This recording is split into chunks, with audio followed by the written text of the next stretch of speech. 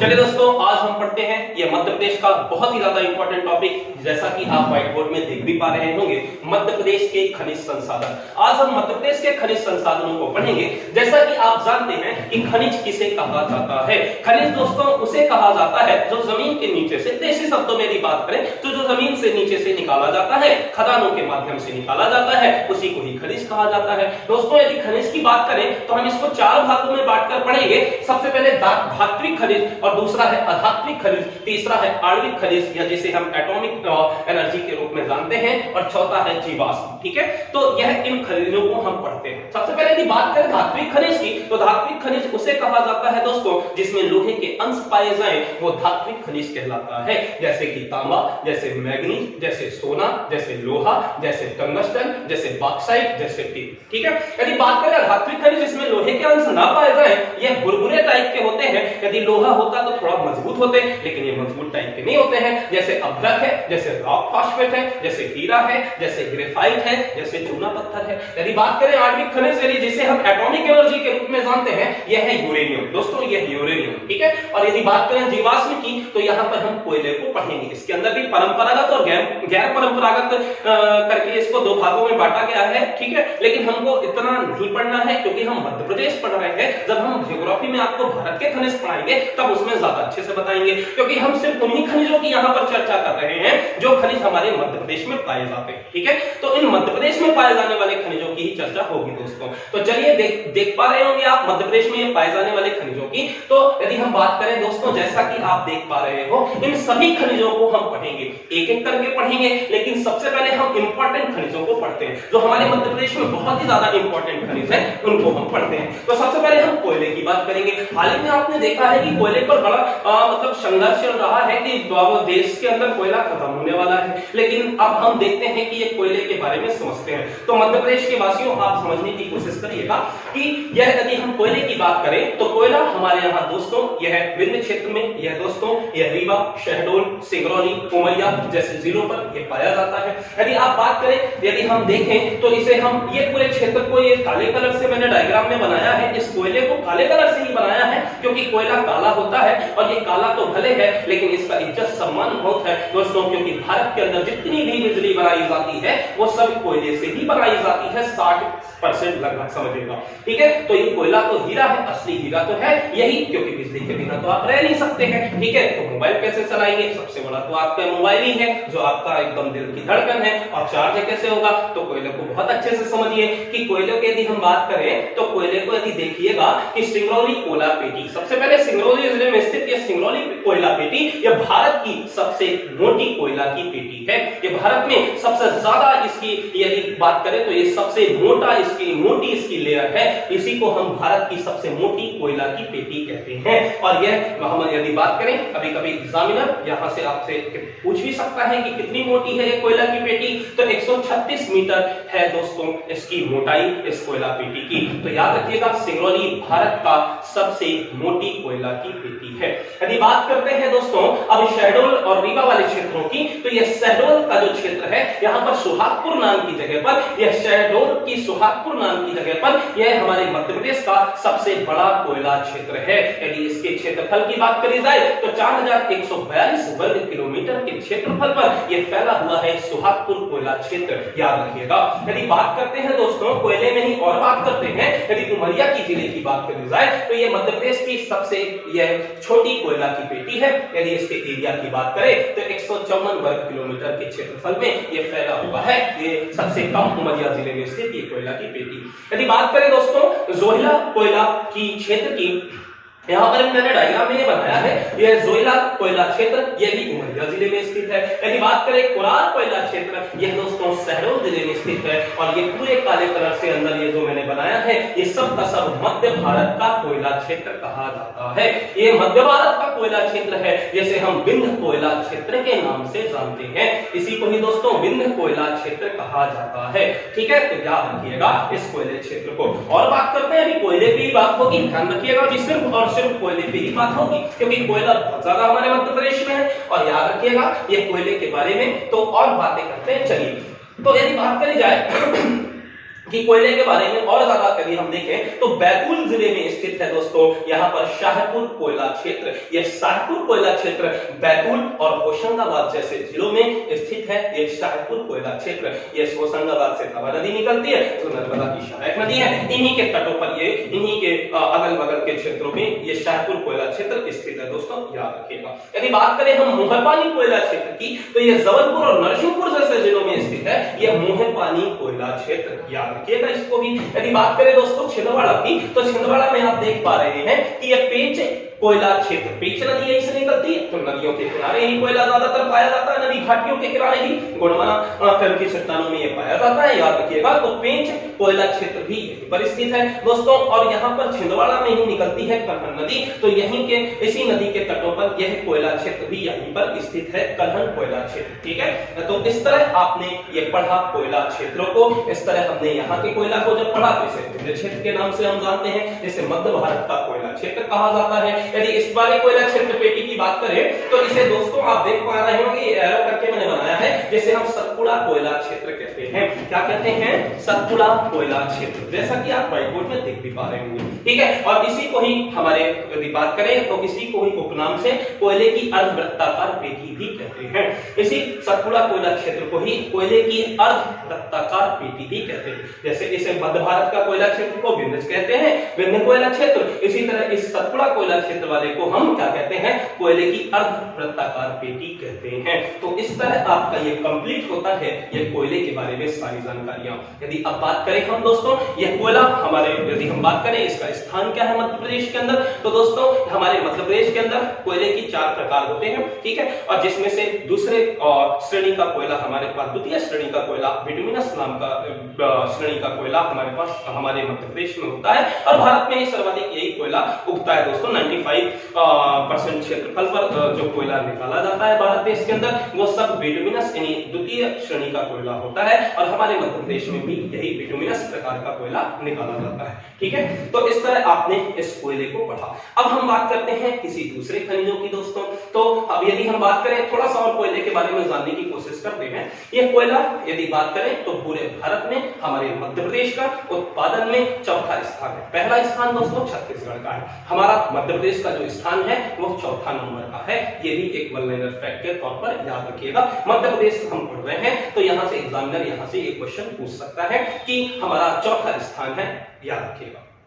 इसके बाद यदि बात करें अब हीरे की दोस्तों, हीरा भी हीरा है, आप जैसा कि जानते हैं ये डायमंड दोस्तों। तो हीरे की यदि बात करें तो ये भी विंध्य क्षेत्र के अंतर्गत आता है। यहाँ पर छतरपुर, पन्ना और सतना जिलों में यदि हम बात करें तो ये हीरा की खदानें हैं, जो पूरे भारत में मध्य प्रदेश में ही हीरा निकाला जाता है, यानी मध्य प्रदेश प्रथम नंबर पे है, याद रखिएगा। हीरे में मध्य प्रदेश प्रथम नंबर में है। हीरे के उत्पादन में दोस्तों ये हमारा मध्य प्रदेश प्रथम नंबर में है। सर्वाधिक हीरा हमारे मध्य प्रदेश से ही निकाला जाता है। यहाँ पर छतरपुर जिले में यदि खदानें यदि पूछी जाए आपसे तो छतरपुर जिले में अंगौरा हीरा की खदान है, और छतरपुर में ही है बंदर हीरा की खदानें। और ये बंदर हीरा की जो खदानें हैं ये बक्सवाह नाम के जंगलों में, जंगल बोल सकते हैं कि वहां पर है, क्योंकि बक्सवाह अभी हाल ही में बहुत ही ज्यादा चर्चा का विषय रहा है, क्योंकि आपने देखा है कि यहाँ पर आपने देखा था कि हीरे की बहुत ज्यादा भंडार पाया जा रहा था, और ये जो पता लगाया गया था, जिसकी वजह से अभी तो ये रोक लग गई है, क्योंकि वहां पर पर्यावरण को बहुत नुकसान होता है, जंगलों को काटना पड़ता है यदि हीरा को निकालना है, तो ये अभी रोका गया है, ठीक है।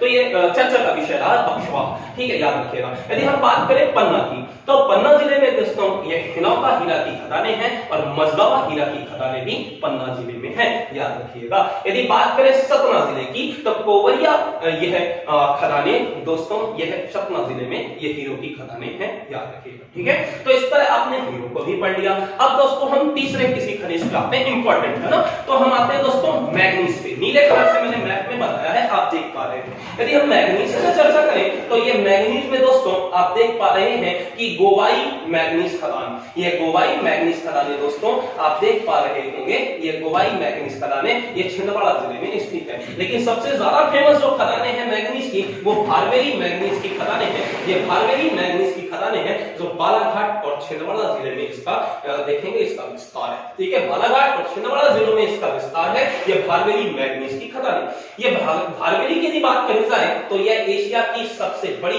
खुले मुंह की खदान के नाम से ये जानी जाती है। ये एशिया की सबसे बड़ी खुले मुंह की खदानें हैं, ये भारवेली मैग्नीज की खदानें जो कि बालाघाट और छिंदवाड़ा जिलों में इसका विस्तार है। यदि बात करें झाबुआ जिले की आइए तो झाबुआ में भी नीले कलर से मैंने बनाया है मैग्नीज को, तो यहाँ नीले कलर से ही मैंने इंडिकेट किया है कि यहाँ पर कजली खदान है मैग्नीज की, यहाँ पर डोंगरी मैग्नीज की खदान है, यहाँ पर थागल मैग्नीज की खदानें हैं। इनका भी नाम आप याद रखिएगा। यदि अब बात करें हम दोस्तों तांबा की, तो तांबा हमारे मध्य प्रदेश में, यदि हमारा पूरे भारत में मध्य प्रदेश का प्रथम स्थान है तांबे के लिए। अब मैंने यहाँ पे लिख दिया है कि तांबा में भी प्रथम है हम, हीरे में भी प्रथम है हम, तो तांबे की बात करते हैं दोस्तों तो तांबा के लिए भी मैंने हरे कलर से इंडिकेट किया है। ये देख पा रहे होंगे आप कि मलासखंड तांबा खदान, ये मलासखंड दोस्तों तांबा की खदान है जो कि ये बैतूल जिले में स्थित है। याद रखिएगा ये मलासखंड तांबा की खदानें हैं, यह भी बड़ी फेमस है। जिस तरह मैग्नीज के लिए भारवेली फेमस है उसी तरह मलासखंड है दोस्तों तांबा के लिए। ठीक है,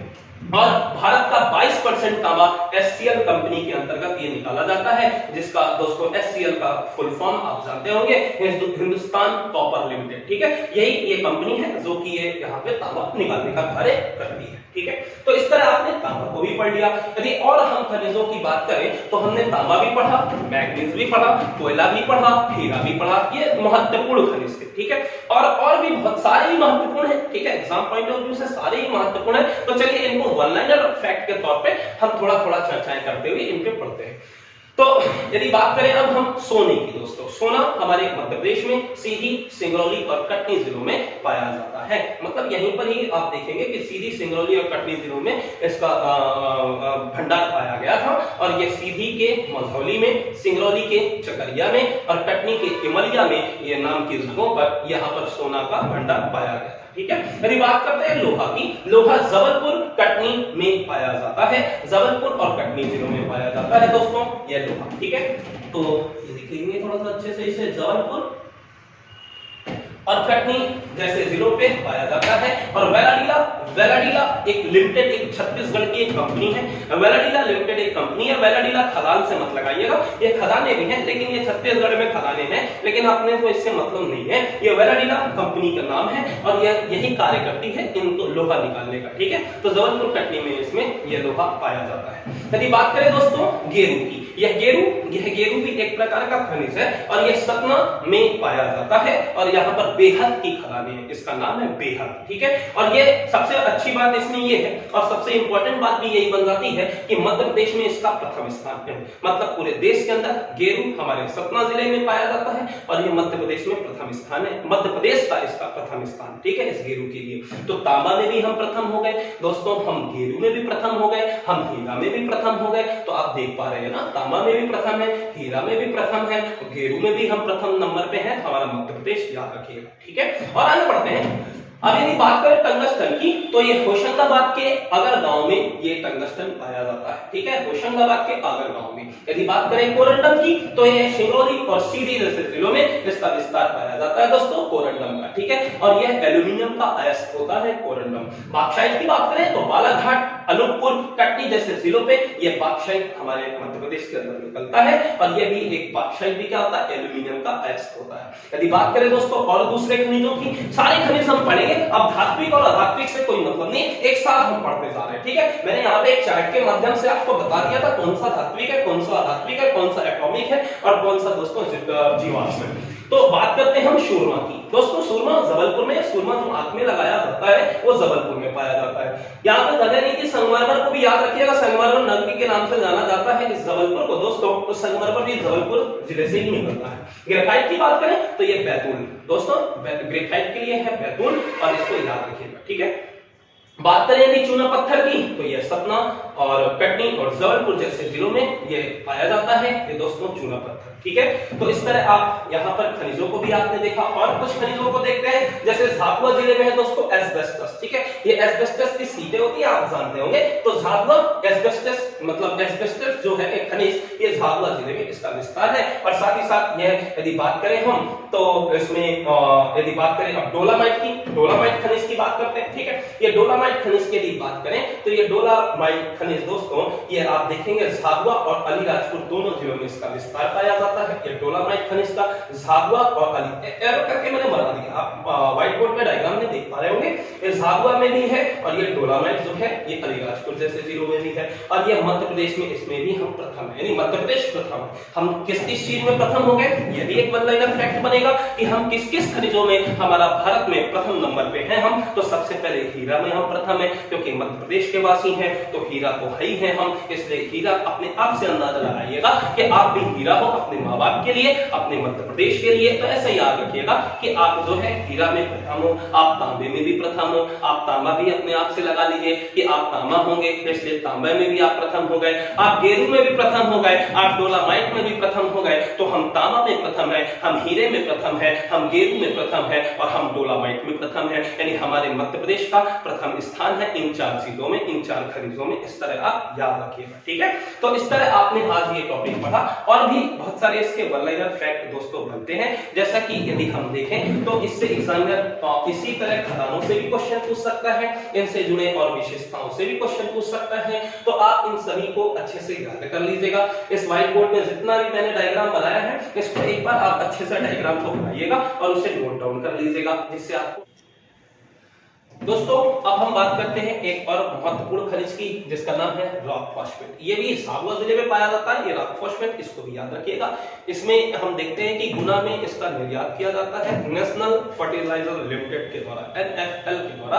ये एक क्या करता है, ये फर्टिलाइजर का काम करता है, मतलब ये खाद बनाने के काम में आता है, ठीक है। तो इस तरह इसको रॉक फॉस्फेट को भी आप याद रखिएगा। ये झाबुआ जिले में इसका मतलब ये खनिज पाया जाता है झाबुआ जिले में, ठीक है। यदि बात करते हैं दोस्तों आणविक यानी एटॉमिक एनर्जी की, तो यह एक यूरेनियम जो है ये एक हाईली रेडियोएक्टिव एलिमेंट्स है जो परमाणु बम बनाने में भी काम आता है। आप जानते हैं बहुत ज्यादा हाईली एक्टिवेटेड है ये।